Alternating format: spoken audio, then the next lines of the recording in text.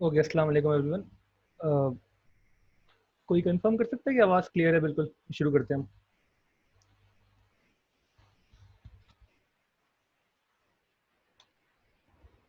Okay, thank you. ठीक है फिर आज नया टॉपिक शुरू कर रहे हैं हम, और वो है बायनॉमियल एक्सपेंशन।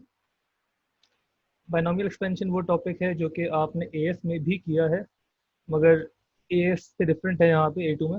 क्या डिफरेंस है उस पर हम बात करेंगे अभी।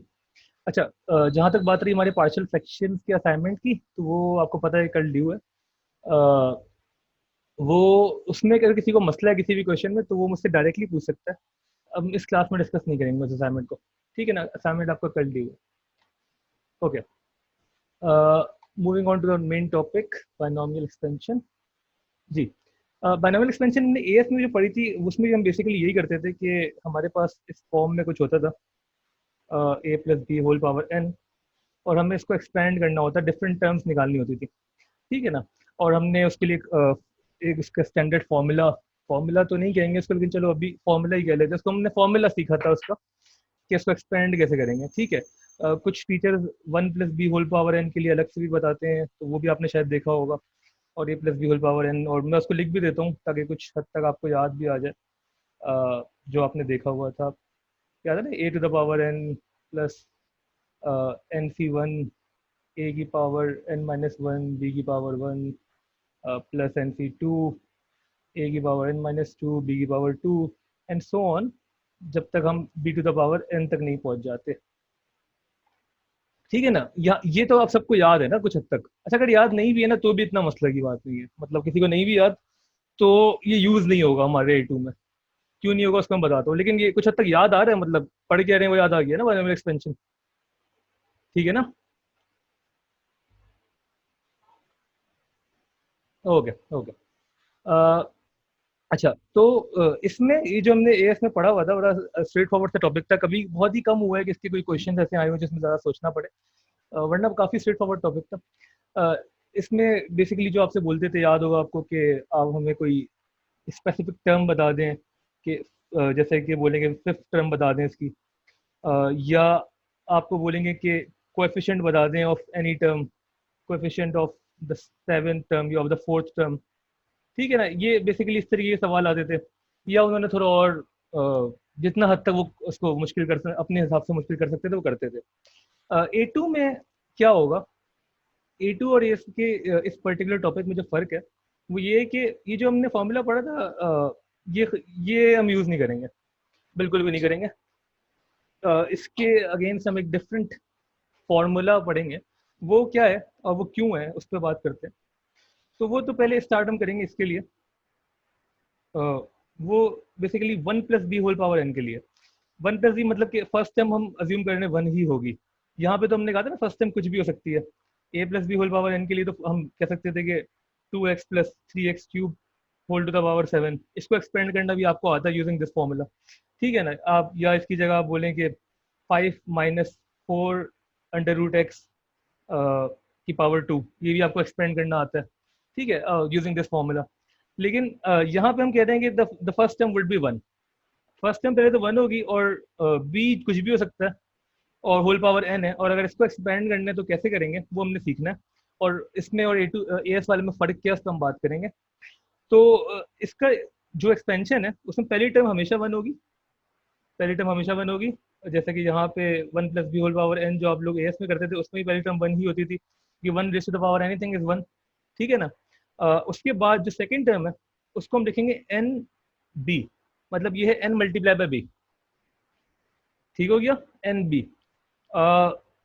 उसके आगे पहले मैं लिख दूं और फिर मैं उसकी तरह मतलब हो सकता है आपको याद करने लगे, थोड़ा कॉम्प्लिकेटेड है, लेकिन टेंशन नहीं लेनी, अभी आसानी होती रहेगी। सही है ना। अभी पहले मैं लिख दूं स्ट्रेट ये बेसिकली है क्या, फिर उसको हम समझते हैं। ओके, थर्ड, ये फर्स्ट टर्म हो गई, सेकंड टर्म हो गई। थर्ड टर्म के लिए हम क्या करेंगे, थर्ड टर्म मैं नीचे लिख रहा हूँ यहाँ पे, वो होगी, यहाँ मैं डॉट्स बना दूँ, एक सेकेंड, और इसको हम कंटिन्यू कर रहे हैं यहाँ पे। जी, थर्ड टर्म यहाँ लिख रहे हैं।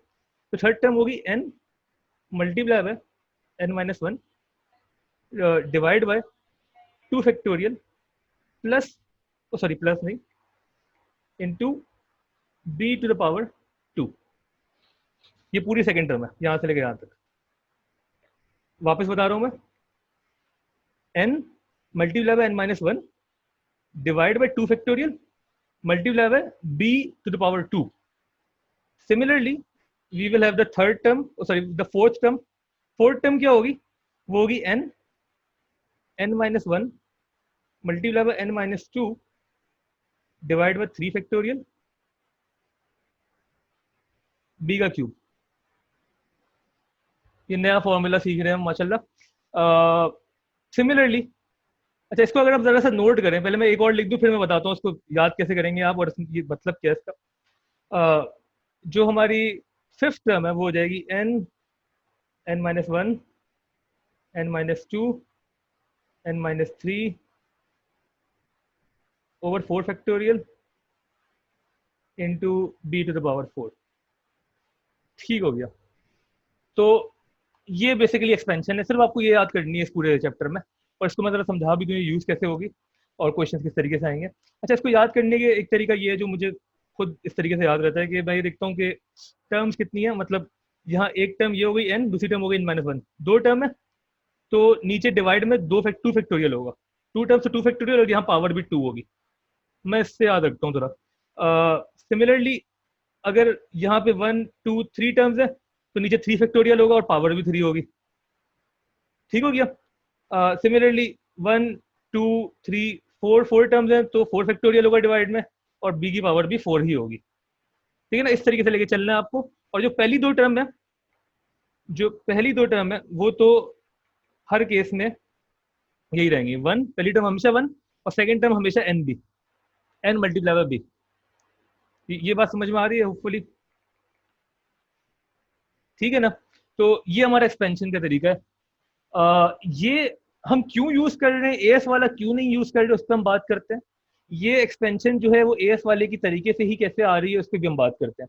पहले तो इसको अगर याद करना आ गया, समझ में आ गया, तो मैं अब बस इसकी अगर मैं नेक्स्ट टर्म लिखूंगा तो वो क्या होगी वो आपने मेरे साथ रिपीट करनी है, और इसमें अगर कोई कंफ्यूजन हो तो मुझे बता दें.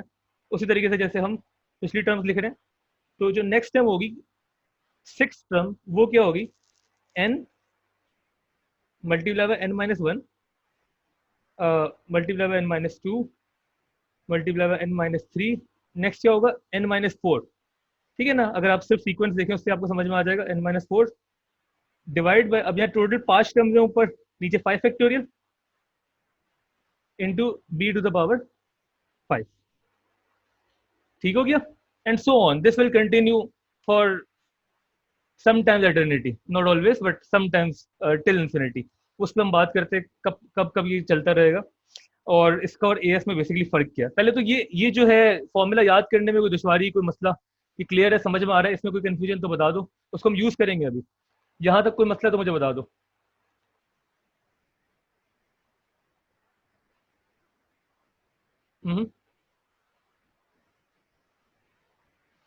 ये किधर काम आएगा. ओके. अगर इसका मकसद ये है कि आपके पेपर में किधर काम आएगा तो वहां तो काम आएगा. ठीक है, इसका मकसद ये कि रियलिटी में कहाँ काम आएगा, आपकी जॉब पे काम आएगा, तो उसके लिए हम एक पूरी अलग से क्लास रखेंगे. जो आप ए लेवल मैथमेटिक्स पढ़ रहे हैं या जितने भी चीज़ें पढ़ रहे हैं वो कहाँ काम आएगी, वो एक अलग बड़ा सवाल है. तो ये उस पर हम बाद में बात करेंगे. अभी हम पेपर की बात करते हैं. तो हाँ, पेपर में तो ऑब्वियसली काम आएगा. और कुछ पूछना है इसमें? जी अफसा.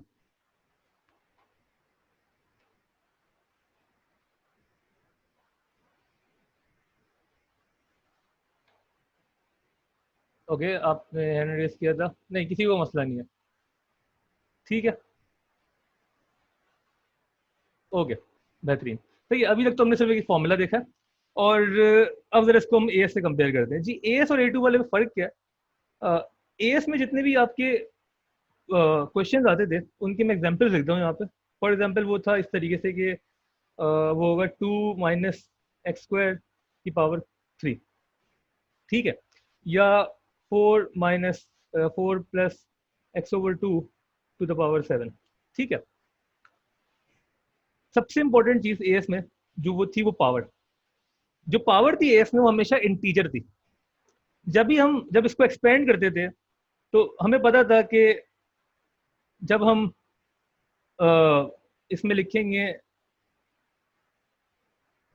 और फिर जब हम थर्ड टर्म तक जाएंगे तो वो NCR वाला जो फॉर्मूला हमने पढ़ा था, जो कि यहाँ पे लिखा भी है मैंने, आई थिंक NC1 NC2 जो हम कर रहे हैं ना, ये आप लोगों को याद है ना, NC1 NC2, तो ये 3C2 हो जाएगा। ये 3C1 था, इसको 3 लिख दिया था मैंने, सिर्फ 3 लिख सकते हैं। सही है, तो NC2 और सो ऑन। और यहाँ पे एक सेकेंड, हमने थोड़ी गलती कर दी है, एक सेकेंड। तो NC1 2 की पावर एक कम कर दें हम, और जो ये है इसको हम पावर 1 दे दें, और फिर हम करते थे 3C2, और फिर पावर 2 की कम कर दें एक, और इसकी पावर बढ़ा दें, तो -x² की जो पावर है वो 2 कर दी, एंड सो ऑन। ठीक है, इसमें इंपॉर्टेंट क्या था, जो n है हमारा, ये n जो यहाँ पे 3 है, यहाँ पे 7 है, ये एक होल नंबर होना जरूरी था। एएस में जितनी भी आपने क्वेश्चन सॉल्व किए थे उसमें होल नंबर मतलब इंटीजर वैल्यू होना जरूरी थी इसकी, और वो भी positive integer. n was always a positive integer.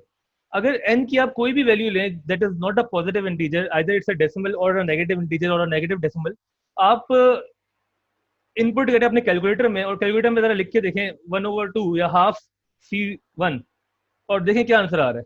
½ C1 या लिखें आप 0.4 C1, तो 0.4 C2, सॉरी 0.4 C2 करें या 0.4 C3 करें, तो क्या आंसर आ रहा है, इसकी वैल्यू बताएंगे? 0.4 C3 कैलकुलेटर्स।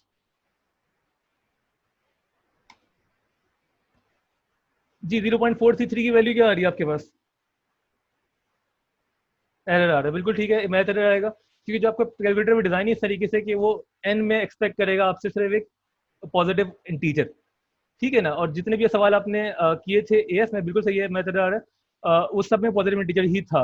अब A2 में जो आपका सवाल आएगा वो जिस तरीके से आएगा, वो बोलेगा कि 1 + x³ होल पावर हाफ। अब ये आपने एक्सपेंड करना है, और इसमें ये फॉर्मूला जो आपने ऑलरेडी सीखा हुआ है वो यूज इसलिए नहीं हो पाएगा क्योंकि आपका जो n है वो पॉजिटिव इंटीजर नहीं है। सही है, तो इसलिए पहली बात तो ये फॉर्मूला नलीफाई हो गया, ये फॉर्मूला हम यूज कर ही नहीं सकते, जरूरत ही नहीं पड़ेगी। ये फॉर्मूला हम सिर्फ तब यूज कर सकते हैं। ओके, यार फैजान, मैं फिर से बोलूंगा, जिनके भी मैसेज हैं प्लीज आपने एवरीवन पे करना है, मैं जवाब नहीं दूंगा वरना। मैं रिपीट कर रहा हूँ, जो भी आपके एन की वैल्यू है, अगर वो पॉजिटिव इंटीजर है तो फिर तो ये फॉर्मूला चल जाएगा। एन पॉजिटिव इंटीजर नहीं है, ये फॉर्मूला नहीं चलेगा, सिंपल। और A2 में सारे क्वेश्चन आपके पास वही आएंगे जो कि पॉजिटिव इंटीजर एन नहीं है। एन की वैल्यू या तो नेगेटिव होगी, जैसे कि मैं लिख दूं यहाँ पे, जैसे कि हमने यहाँ पे लिखा 1/x³ की पावर हाफ, या हम लिख देंगे 1 - x/2 की पावर -3। ठीक है, -3 को भी आप उस फॉर्मूले से नहीं कर सकते जो आपने एएस में सीखा है।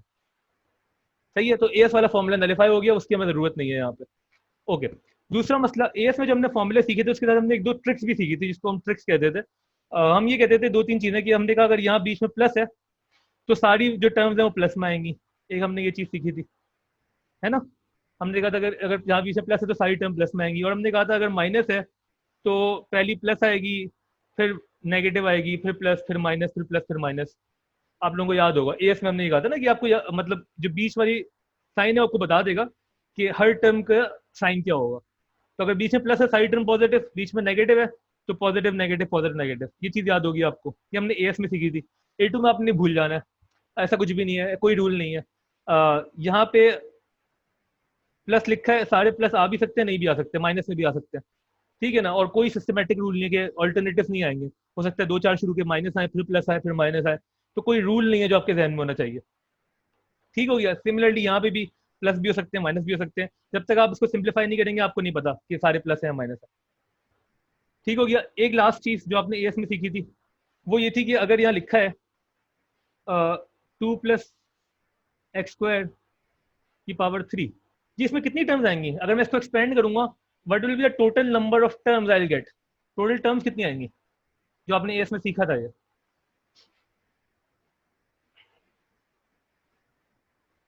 4, बिल्कुल सही, 4 सीखा था आपने। आपने ये कहा था कि जितनी टर्म्स है उसमें एक ऐड कर दें आप, जो जो सॉरी जो पावर है उसमें 1 ऐड कर दें। अगर यहाँ 2 लिखा है तो 3 टर्म्स, 3 लिखा है तो 4 टर्म्स, 4 लिखा है तो 5 टर्म्स, एंड सो ऑन। यहाँ पे फिर ऐसी कोई कहानी नहीं है A2 में। यहाँ हाफ लिखा, आपको नहीं पता कितनी टर्म्स आएंगी। मैं आपको बता दूं, नॉर्मली जब जो आपके फ्रैक्शंस हैं उनमें इनफाइनाइट टर्म्स आएंगी, जो आपके नेगेटिव इंटीजर उसमें भी इनफाइनाइट टर्म्स आएंगी, टर्म्स चलती रहेंगी। इनफाइनाइट टर्म्स आएंगी, उसको भी हम करके देख भी लेते हैं। जैसे कि ये वाला केस है 1 + x³ whole to the power half, इसको अगर मैं एक्सपेंड करूँ तो टर्म्स कहीं रुकेंगे नहीं, होल पावर हाफ। जी पहले तो मैं इस फॉर्मूले को वापस देख लूँ जिससे मैं इसको एक्सपेंड करूंगा, और मेरे ख्याल से आपको एएस और ए2 के बेसिक में फ़र्क आ गया, समझ में आ गया। अच्छा कोई ये कह सकता है फिर हमने एएस में सब सीखा ही क्यों? अच्छा सवाल है, ये मैं भी पूछता हूँ कभी कभार, लेकिन मैं उसका जवाब मेरे ख्याल से वो कैम्ब्रिज आपको बेहतर देगा। वो शायद ये चाह रहे थे कि आपको पहले आसान वाले दिखा दें, हम फिर थोड़े से मुश्किल करें, जबकि इतने मुश्किल ये भी नहीं है। लेकिन उन्होंने एक स्पेसिफिक फॉर्मूला आपको सिखा दिया कि आपने जब पॉजिटिव के लिए यूज करना है। अच्छा ये जो फॉर्मूला हमने सीखा है ना, ये वाला, ये जो फॉर्मूला है, this you can use for anything, चाहे एन की पावर पॉजिटिव इंटीजर हो या ना हो, ये आप सबके लिए एप्लीकेबल है। जो आपने पुराने वाले क्वेश्चन किए थे यूजिंग दिस फॉर्मूला, वो उनको भी आप इस फॉर्मूले से कर सकते हैं जो हमने ए2 में सीखा है। तो इससे बेहतर है पुराना वाला भूल जाए, बस आपको ये याद होना चाहिए, इससे आप सब सारे ही कर लेंगे, एएस के हो या ए2 के हो, ठीक हो गया। और जो हमारी पिछली असम्पशंस थी पिछले साल तक की कि जो पावर होगी उससे एक ज़्यादा टर्म्स आएंगी, वो खत्म हो गई है। दूसरी ये कि अगर प्लस है तो सारे प्लस होंगे, माइनस है तो फिर ऑल्टरनेट चलेगा, ये भी खत्म हो गया। ठीक है, और सिंपल आपको एक फॉर्मूला याद होना चाहिए जो हमने यहाँ पे लिख दिया। इस फॉर्मूले की खासियत क्या है कि इसकी पहली टर्म हमेशा वन होगी, पहली टर्म ए नहीं है, पहली टर्म हमेशा वन होगी। अगर पहली टर्म वन नहीं होगी तो हम क्या करेंगे उसको हम देखते हैं, लेकिन पहले वन वाली को हम देखेंगे कि सिंप्लीफाई करेंगे कैसे। तो एक क्वेश्चन हम आसान से पहले स्टार्ट करते हैं जी, 1/x³ होल पावर हाफ। तो इसको जरा एक्सपेंड करते हैं जी। पहली टर्म क्या होगी? पहली टर्म होगी वन, ठीक है। दूसरी टर्म क्या होगी?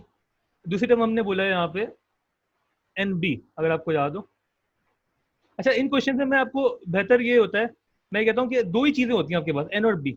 आपने एन और बी की वैल्यू अलग से लिख ले अपने पास, बाकी क्वेश्चन जैसा भी उससे फर्क नहीं पड़ता।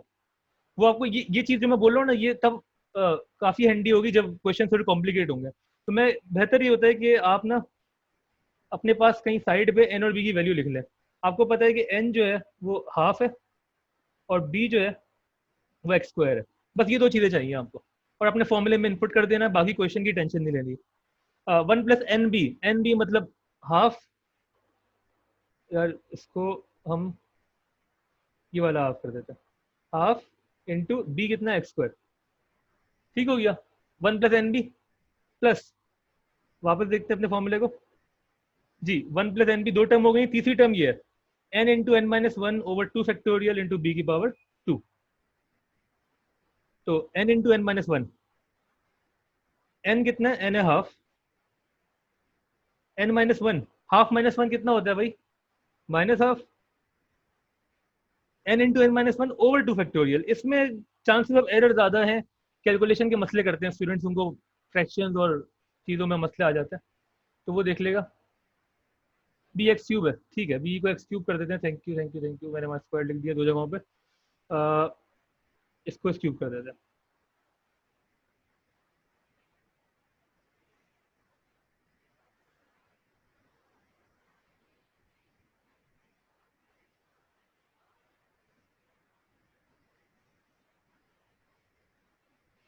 ठीक है, और यहाँ पे भी क्यूब है, ओके। तो n into N minus one over 2 factorial, सही है, multiply by b to the power 2, b की पावर 2, ठीक हो गया। Similarly n into N minus one, N minus one क्या होगा? Minus half, into N minus two, मैं वापस दिखा देता हूँ जी। n into N minus one into N minus two, तो half, half minus one, half minus two. आप चाहें तो पूरा लिखें इसको, जैसे कि लिखते हैं लोग, नहीं लिख भी रहे तो जैसे मैं कर रहा हूँ कि मुझे direct n n minus one की वैल्यू मुझे पता है माइनस हाफ, तो लिख दिया। माइनस हाफ में माइनस वन करेंगे तो क्या आएगा जी? -3/2, सही है ये। N into N minus one into N minus two divide by 3 factorial into b की पावर 3। कोई मसला यहाँ तक? ठीक है ना, कोई मसला? अच्छा अब आप देखें ना, ये कब तक जाएगा? जाता रहेगा, क्योंकि अब आपको मसला नहीं है। मतलब आपका जो आइट्रेटिव प्रोसेस चल रहा है उसको देखें जरा आप। वो प्रोसेस आपको बोल रहा है कि n into N minus one, N minus two, n minus three add हो गया, एन माइनस फोर ऐड हो जाएगा। कहाँ तक ऐड होता रहेगा? एन माइनस 99 तक कोई टर्म आएगी, तो n-999 तक टर्म आएगी, ये n- चलती रहेगी ना, ये तो इनफाइनाइट टर्म्स आती रहेंगी इसमें, आप ऐड करते रहे। तो इस क्वेश्चन में आपको बता देगा कि भाई आपने कितनी टर्म्स लेनी है, इसमें कोई लिमिट नहीं है। ये समझ में आ रहा है लिमिट क्यों नहीं है? यहाँ तक कोई मसला? गिवन द मतलब गिवन द फॉर्मूला आपको दिख जाना चाहिए, कोई लिमिट नहीं है, जितनी टर्म्स मांगी होंगी उतनी देंगे बिल्कुल ऑब्वियसली। नॉर्मली इसमें चार टर्म, मैक्सिमम चार टर्म्स ही मांगते हैं, चार से ज़्यादा नहीं मांगते, तीन तीन मांगते हैं यूजुअली, चार कभी मांग लेते हैं। ठीक है, तो एक तो ये हो गया। इसको फिर आप सिंप्लीफाई कर देंगे। इसकी सिंप्लीफिकेशन में मैंने देखा है स्टूडेंट्स काफ़ी एरर करते हैं। उसके रीजन वही है कि हमारी बेसिक जो है, और हम थोड़ी जल्दी में होते हैं, हम, मैं खुद भी जल्दी में होता हूँ, जल्दी में नहीं होना हमें, हमें थोड़ा सा इसको कोशिश करना है कि सही करें। जी, इसको सिंप्लीफाई करते हैं। वन पहली टर्म है, दूसरी टर्म हाफ एक्स क्यूब। ठीक है, तीसरी टर्म को सिंप्लीफाई करें, क्या आ रहा है इसका? ये मैं इक्वल टू बार बार लिख रहा हूँ, मैथमेटिकली गलत है, आपको पता होना चाहिए, लेकिन मकसद सिर्फ इस टर्म का है। जी, ये टर्म क्या बन रही है?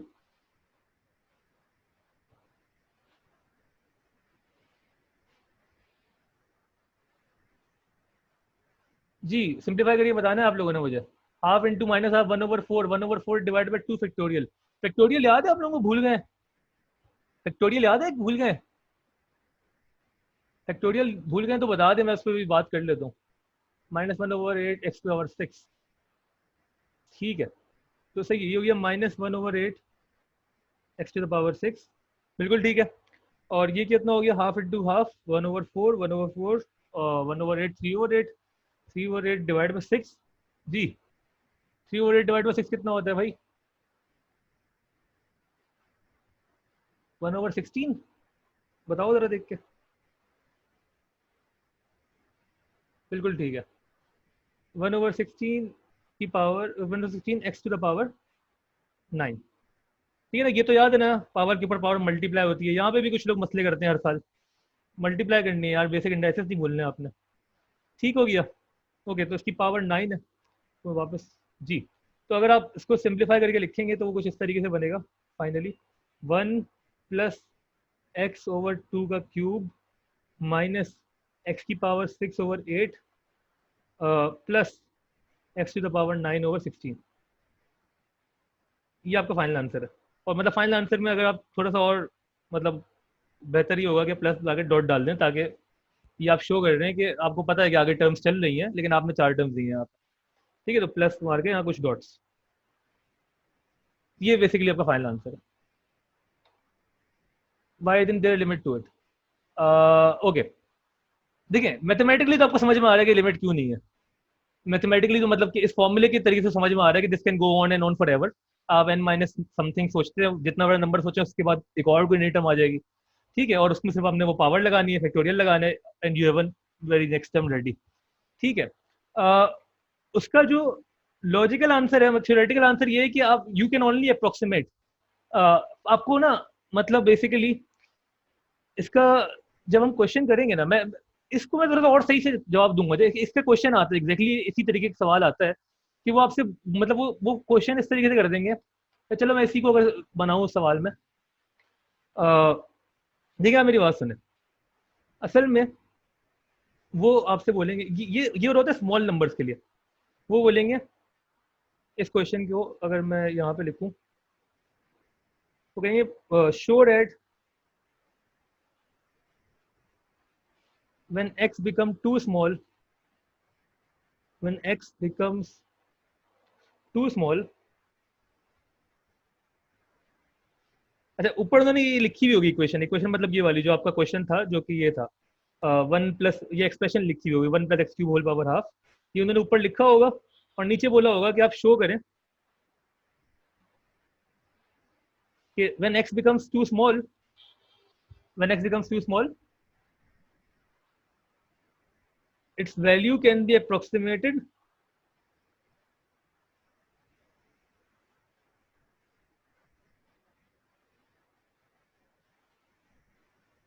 Bye by this formula. By करके उन्होंने ये दिया होगा, शो करना है आपके इससे अप्रोक्सीमेट हुई होती है।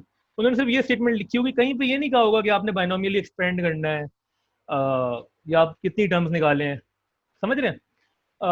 एक ये एक तरीका है कि एमडीएस पूछने का, मतलब कभी कभार उन्होंने बोला होगा टर्म्स निकालें आप, लेकिन ये one of the type of questions है जिसमें करना आपने कुछ नहीं है, आपने बेसिकली करना वही है जो हम कर चुके हैं ऊपर, आपने एक्सपेंड ही करना है और आपने यहाँ तक पहुंचना है। लेकिन ये क्वेश्चन लिखने का मकसद क्या होता है, वो वही है जो आपका सवाल था कि इनफाइनाइट टर्म्स चल क्यों रही है और ये हम करें क्या इस मसले का हल। तो देखिए एक्स की वैल्यू जितनी छोटी होगी ना, फॉर एग्जाम्पल एक्स की वैल्यू है 0.1, ठीक है, उसमें आप इसमें इनपुट करें 0.1 का क्यूब क्या होगा, 0.0001। बात समझ में आ रही है? 0.1 की पावर 6 और छोटी को 0.000, मतलब जितनी आप बड़ी पावर लगाएंगे, पावर 9, उसके आगे फिर पावर पता नहीं 3 की पावर 4 12 हो जाएगी। मतलब एक्स जब की वैल्यू जब छोटी होगी उस पर आप बड़ी पावर्स लगाते रहेंगे, तो जो ओवरऑल आंसर आएगा आपका इस पूरी टर्म की वैल्यू वो बहुत ही छोटी होगी ना। 0.1 की पावर 9/16 इज सो निग्लेजेबल कि आप उसको देखना पसंद नहीं करेंगे ना। और आप सोचेंगे आपने कोई 10 टाइम और लिख दी तो और यहाँ कोई बड़ी बन जाएगी, एक्स की पावर फॉर एग्जाम्पल 27 या 27 फॉर एग्जाम्पल ओवर 30 समथिंग, हम बोल रहे हैं ओवर 120 फॉर एग्जाम्पल। ठीक है, हमें पता है कि अगर ये हम लिख भी दें तो ये इतनी छोटी वैल्यू आएगी कि अगर मैं इसमें ऐड कर भी दूं या माइनस भी कर दूं तो ओवरऑल टर्म में कोई खास फर्क नहीं आएगा। ओवरऑल जो पूरा आंसर है इसमें कोई खास फर्क नहीं आएगा, मतलब 7th डेसिमल प्लेस या 8th डेसिमल प्लेस पे जाके कोई फर्क आएगा, दैट डजंट रियली मैटर। तो ये इसके पीछे की लॉजिक होती है कि आपको पता होता है कि यार इनफाइनाइट टर्म्स आएंगी, लेकिन हम इनफाइनाइट टर्म्स कंसीडर नहीं करेंगे, फिर हम एक अप्रोक्सीमेट आंसर कंसीडर करेंगे जो कि शुरू की 3-4 टर्म्स के बराबर होगा। ये थ्योरी जो मैंने आपको सिखाई है ये आपके ए लेवल मैथ्स में कहीं भी इस्तेमाल नहीं होगी, लेकिन पूछ लिया आपने तो अच्छी बात है ये। और आपको टीचर ये बोलेंगे कि अगर आप ऐसा सवाल देखें तो आप ज़्यादा ना सोचें, आप सिर्फ बाइनोमियल एक्सपेंड कर दें, जो कि वो सही कहेंगे बिकॉज आपको सोचने का मार्क्स नहीं मिल रहे, तो आपको ये करने के मार्क्स मिल रहे हैं। लेकिन जो लोग इंटरेस्टेड है उनके लिए ये चीज़। अच्छा, दूसरा एक चीज़ और कि जो हमने फॉर्मूला ए एस का सीखा था, ये वाला, या इसको 1+b से ही कर लेते हैं पहले। उसमें हम ये करते थे कि 1+NC1 × b⁴ ठीक है, NC1 या n लिख देते कुछ लोग, और फिर हम कहते थे NC2 × b²। ठीक है, तो अगर आप देखें ना तो ये NC2 है यहाँ पे, या बाद में NC3 आएगा, और जो हमने आज फॉर्मूला सीखा है वो भी यही चीज़ है। अगर आप गौर से देखें ना तो ये जो हमने फॉर्मूला आज सीखा है वो ये है, NC2 की जगह हमने लिखा है दिस, हमने बोला है NC2 को, NC2 की जगह हमने लिख दिया है ये n×n−1/2 क्या ये लिख सकते हैं? जिन लोगों ने एएस मुझसे पढ़ा था उनको याद होगा, मैंने आपको एनसीआर की एक्सपेंशन भी सिखाई थी, क्योंकि 1-2 बार यूज भी हुई है पास पेपर्स में। एनसीआर की एक्सपेंशन हमने ये सीखी थी, n⁻⁴ ×r⁴ याद है ना आपको ये पूरा? और एनपीआर एनसीआर दोनों देखा था हमने जब हम परम्यूटेशन कॉम्बिनेशन पढ़ रहे थे। ठीक है, तो बिल्कुल सही। तो ये जो चीज़ है इसमें अगर आप इसको देखें ना एक बार, NC2 को अगर हम इसमें इनपुट करें, NC2 क्या हो जाएगा, n⁻⁴/n−2, ठीक है, ×2 बेसिकली। ठीक है, यहां तक तो सब एग्री करेंगे गिवन द फॉर्मूला। ओके, तो इसको अगर मैं यहाँ पे और सिंप्लीफाई करूं तो बेसिकली अगर आपको याद है कि 5 होता था, 5 × 4 × 3 × 2 × 1। ठीक है ना, ये बताने का मकसद क्या है बताता हूँ मैं। 6 भी ये होता था, 6 × 5 × 4 × 3 × 2 × 1। अच्छा, मुझे बताएं कि मैं 6 को ये लिख सकता हूँ, मैं अगर एक चीज बताना चाह रहा हूँ, ये लिख सकता हूँ कि 6 × 5 ये बात समझ में आ रही है? अगर मैं 6 को लिख दूँ 6 × 5।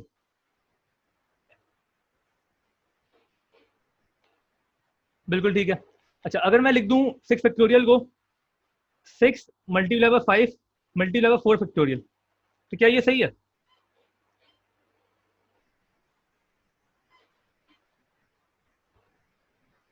ये भी सही है, बिल्कुल ठीक है।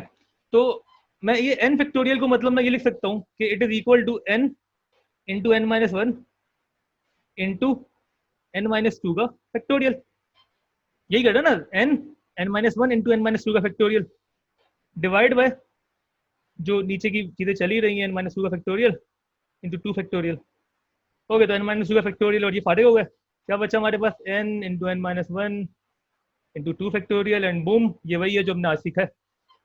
मतलब हमें एस में भी आता था, बस हमें देखने वाली नज़र नहीं थी हमारी। और ये जो है इसको मल्टीप्लाई करते थे आप एस में भी, किस चीज़ से, बी की पावर 2 से। आज भी आप वही कर रहे हैं, आप इसको मल्टीप्लाई कर रहे हैं, कहाँ लिखा था भाई, हमने पीछे लिखा था, ओके जी, बी की पावर 2 से ही मल्टीप्लाई कर रहे हैं। एस में भी आप बी की पावर 2 से ही मल्टीप्लाई करते थे।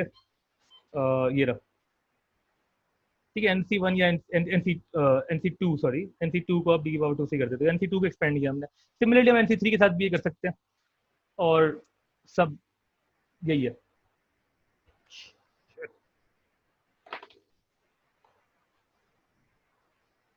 अच्छा, मेरी आवाज़ क्लियर आ रही है? मुझे लग रहा है कि इंटरनेट का मसला हुआ थोड़ा सा बीच में, तो मुझे ओके करके बताएगा अगर आवाज़ सही है।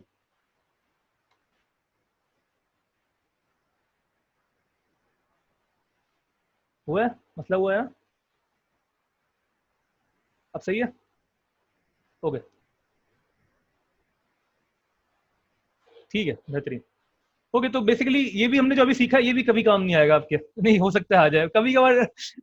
ये जो है, जो आपका कैम्ब्रिज है वो ऐसी चीजें इस्तेमाल करते हैं, मुझे याद है S1 में तो खास तौर पे वो ये n-1 n-2 को घुमाते थे, और पिछले AS में भी उन्होंने कहीं पे ये चीजें की हैं। उसके साथ आपके बायनोमियल एक्सपेंशन में भी कहीं पे हमने ऐसा ऐसी कोई चीज की थी, मुझे याद है, एक दो क्वेश्चन। खैर, कभी अगर जरूरत पड़े तो भी यूज हो जाएगी। तो बेसिकली हमने ये सीखा आज, हमने एक नया फॉर्मूला सीखा है। कल हम इसकी एग्जाम्पल्स कर लेंगे, कल ही खत्म कर देंगे हम इस टॉपिक को, इतना कोई लंबा टॉपिक है नहीं, कोशिश करेंगे कल ही खत्म कर दें। परसों फिर और देखेंगे क्या हो सकता है। तो इसमें आपको सिर्फ ये याद होना चाहिए जो मैंने यहाँ पे लिखा है बार बार, ये जो 1 + b होल पावर n, अगर पहली टर्म 1 नहीं होगी तो हम क्या करेंगे, ये हम कल सीखेंगे इंशाल्लाह, कल ही खत्म भी कर देंगे इसको। ठीक है, आपने क्या करना है, मैं वैसे तो आपको असाइनमेंट दिया हुआ है ऑलरेडी, लेकिन मैं 2-3 क्वेश्चन यहाँ लिख रहा हूँ, उसको जरा आप ट्राई कर लें तो बेहतर हो जाएगा, क्योंकि प्रैक्टिस ही है इसमें, और कुछ है नहीं, मतलब आसान टॉपिक है ये, लेकिन प्रैक्टिस करनी है, प्रैक्टिस के बगैर इसमें चांसेस के एरर बहुत है इसमें, अगर आप ये छोड़ देंगे ना, यकीन माने आप कहीं ना कहीं एरर करेंगे, इतनी लंबी इसकी स्टेटमेंट्स बनेंगी ना। और अभी जो नेक्स्ट हमने सब टॉपिक पढ़ना है वो है partial fraction with binomial expansion, और वो तो वैसा टॉपिक है कि आपको देख के आप बोलेंगे यार ये ना ही आए तो बेहतर है, जबकि बड़े फ्री के मार्क्स हैं वो, बहुत ही आसान सवाल होगा, लेकिन इतना अजाब सवाल होगा, आप बोलेंगे क्यों कर रहा हूँ मैं ये, समझ रहे हैं वो, मतलब उसमें बहुत ज़्यादा ही कैलकुलेशन है। तो खैर, इसीलिए मैं आपको बोलूंगा कि आप कैलकुलेशन एक्यूरेसी के ऊपर जरा काम कर लें, कुछ सवाल कर लें, 2-3 सवाल मैं लिख रहा हूँ यहाँ पे, अगर आप कर लें तो बहुत अच्छा हो जाएगा। अ, आप एक ये कर लें, 1 + √x की पावर -1, दूसरा आप ये कर लें, 1 - x² की पावर 1/2, और तीसरा आप ये कर लें कि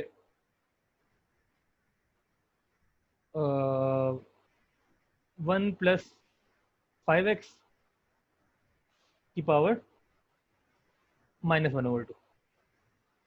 ये 3 सवाल अगर आप कल तक कर लें तो बहुत अच्छा हो जाएगा। असाइनमेंट में तो आपको ऑलरेडी मैंने दिया हुआ, लेकिन इसके लिए बहुत टाइम था, बहुत छोटा था असाइनमेंट था, वो आप कल सबमिट कर देगा। असाइनमेंट का सबमिट नहीं होगा वो क्लास अटेंड नहीं करेगा, अगर हमने पहले बात नहीं भी की इस बारे में तो वो क्लास अटेंड नहीं करेगा, तो उसकी मर्जी, ज़्यादा हम बहस नहीं करेंगे। दूसरा ये कि आपने ये तीनों क्वेश्चन, ये असाइनमेंट नहीं है लेकिन आप कर लें तो अच्छा हो जाएगा, ताकि हम कल जो है फिर इससे आगे बात कर सकें। ठीक हो गया, ओके देन, सही है, आप लोग जा सकते हैं, कल बात करेंगे इंशाल्लाह। ये रिकॉर्ड कर लिया मैंने, अपलोड हो जाएगी।